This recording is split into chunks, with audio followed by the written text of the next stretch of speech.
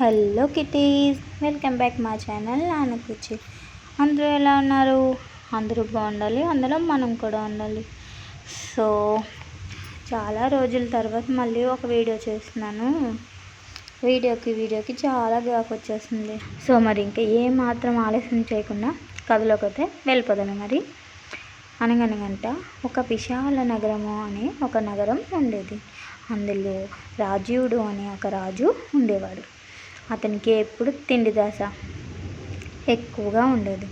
అందుకే వంటలు ఎంతో అనుభవం ఉన్న అలకనందుని వంటవాడిగా నియమించుకున్నాడంట. ఎన్నో రకరకాల కొత్త వంటలు చేస్తూ అలకనందుడు రాజీవుడికి వండి వడ్డిస్తూ ఉండేవాడు. రాజు తృప్తి తీరా తిని రకరకాల రుచుల్ని ఆస్వాదిస్తున్నాడు. అప్పుడప్పుడు అలకనందుడు ఇతర దేశాలకు వెళ్ళి అక్కడి వంటలు కూడా నేర్చుకొని వచ్చి రాజుగారికి కొత్త రుచుల్ని పరిచయం చేస్తూ ఉండేవాడు. రోజుకు 4 రకాల వంటలతో భోజనం సిద్ధం చేస్తుండేవాడు. ఈ మధ్య అలకనందుడి వంటల్లోని పస తగ్గినట్టుంది. రాజుకి సందేహం వచ్చింది. వెంటనే వంటవాడిని పిలిపించాడు. ఇంతకాలం నాకు రుచికరమైన వంటకాలు చేసి పెట్టావు, కానీ ఈ మధ్య నీలో వంటకాలు చేసే ప్రావీణ్యం తగ్గింది. ఏమీ రుచిగా ఉండట్లేదు. నీకిప్పుడు ఒక పరీక్ష పెడతాను. నాకు ప్రపంచంలోనే అత్యంత రుచికరమైన వంటకాలు చేసి పెట్టాలి, లేకపోతే నీ తల కోట గుమ్మానికి వేలాడుతుంది అని హెచ్చరించాడు రాజు. ఆ మాటలు విని ముందుగా అలకనందుడు భయపడిపోయాడు. తర్వాత తేరుకొని, మహారాజా, మీ ఆనతి ప్రకారం ప్రపంచంలోకెల్లా ఎంతో రుచికరమైన వంటకం వండి పెడతాను, కానీ దానికి మీరు ఒక నియమం పాటించాలి. ఆ వంటకం రుచి చూడడానికి 2 రోజుల వరకు మీరు ఏమీ తినకుండా ఉపవాసం ఉండాలి, లేకపోతే ఆ వంటకం రుచి మీ మీద పనిచేయదు అన్నాడు. అలకనందుడు ఆ షరతు ఒప్పుకున్నాడు. రాజు చెప్పినట్టుగానే 2 రోజుల పాటు ఏమీ తినకుండా ఉపవాసంతో ఉన్నాడు. అలకనందుడు గుమగుమలాడుతున్న వంటకాలని తయారు చేసి రాజు ముందు పెట్టాడు.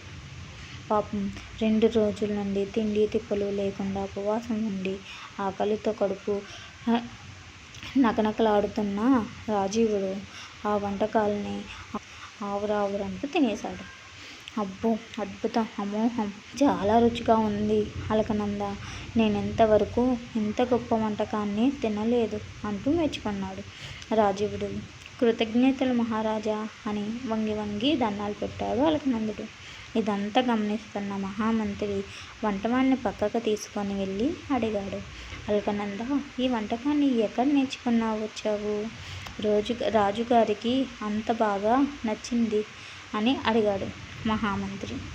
నన్ను మన్నించండి ప్రభు, ఏ వంటకం రుచి అయినా సరే దాన్ని తినేవారి ఆకలి మీద ఆధారపడి ఉంటుంది. రాజుగారి మధ్య ఎక్కువసార్లు భోజించడం వల్ల ఆయనకి ఒకటి అడగక ముందే మరొకటి తినేసరికి ఆయనకు ఏవీ రుచిగా ఉండట్లేదు.